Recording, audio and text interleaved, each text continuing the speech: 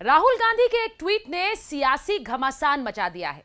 राहुल गांधी ने ट्वीट करके कहा कि 2014 से पहले लिंचिंग के बारे में हमने सुना नहीं था, और यह ट्वीट उन्होंने हिंदी और अंग्रेजी दोनों में किया और उसके बाद हैशटैग का इस्तेमाल किया, थैंक यू मोदी जी, यानी कि मोदी जी आपका धन्यवाद। अब उनके इस ट्वीट के बाद से सियासी घमासान छिड़ गया है।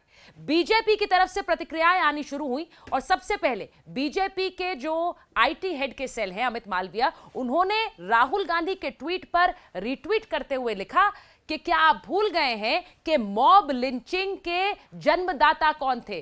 Rajiv Gandhi, the father of mob lynching. और इसके साथ उन्होंने एक वीडियो शेयर किया है, वो वीडियो जिसमें इंदिरा गांधी के निधन के बाद, उनकी हत्या के बाद किस तरह से राजीव गांधी बोल रहे हैं, मंच से बोल रहे हैं कि जब भी कोई बड़ा पेड़ गिरता है तो धरती हिलती है। उन्होंने उस ट्वीट में यह भी याद दिलाया कि किस तरह से खून का बदला खून से लेंगे वाले नारे गूंजे थे। उन्होंने 1984 के सिख संहार की याद दिलाई और यह सिर्फ शुरुआत थी। उन्होंने जैसे ही ये ट्वीट किया, सोशल मीडिया पर एक तरह से ट्वीट्स का अंबार लग गया जो राहुल गांधी से सीधे सीधे 84 के दंगों पर सवाल पूछने लगे। लोगों ने खुलकर पूछा कि आप मॉब लिंचिंग की बात आज क्यों कर रहे हैं। लोगों ने राहुल गांधी से यह भी पूछा कि लिंचिंग की बात आप करते हैं लेकिन 84 सिख संहार को आप भूल गए। 1984 का जो राजीव गांधी का वीडियो अमित मालवीय ने शेयर किया था, उस वीडियो को भी लोग आगे बढ़ाने लगे।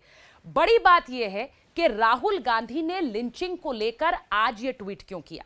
राहुल गांधी से बार बार यह पूछा जा रहा था कि जो अमृतसर में लिंचिंग हुई, जो बेअदबी के नाम पर कपूरथला में लिंचिंग हुई, उस पर वहां की सरकार चुप क्यों है? बेअदबी गलत है लेकिन लिंचिंग भी तो गलत है, और इस पर वहां की सरकारें क्यों नहीं बोल रही हैं? यानी कि कांग्रेस की पंजाब की सरकार क्यों नहीं बोल रही है? राहुल गांधी क्यों चुप है? और ये सवाल इसलिए पूछे जा रहे थे क्योंकि राहुल गांधी, आपको याद होगा कि 2014 के बाद जिस तरह से एक माहौल बना था लिंचिंग को लेकर, और ये कहा जा रहा था कि नरेंद्र मोदी के शासन में लिंचिंग हो रही है और ये देश रहने लायक नहीं है, उन सब में एक मुखर आवाज राहुल गांधी की थी। इसीलिए बार बार राहुल गांधी से बोला जा रहा था कि आपके राज्य में अब लिंचिंग हुई लेकिन आप उस पर मौन हैं। एक समय तो आप आवाज बनते थे लिंचिंग के खिलाफ, आप आवाज उठाते थे कि लेकिन अब आप इस लिंचिंग पर क्यों नहीं बोल रहे हैं?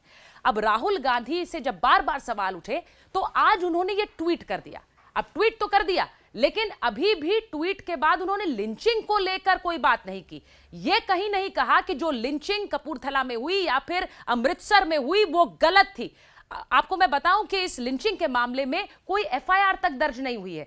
इसीलिए सोशल मीडिया पर यह सवाल बार बार पूछा जा रहा है कि राहुल गांधी इस पर चुप क्यों थे। अब राहुल गांधी ने आज लिंचिंग को लेकर बात तो कह दी लेकिन उन्होंने अभी तक लिंचिंग को गलत नहीं ठहराया है। और आज जब उन्होंने सीधे सीधे प्रधानमंत्री नरेंद्र मोदी पर हमला किया इस ट्वीट के जरिए, तो पलटवार बीजेपी की तरफ से भी होने लगा।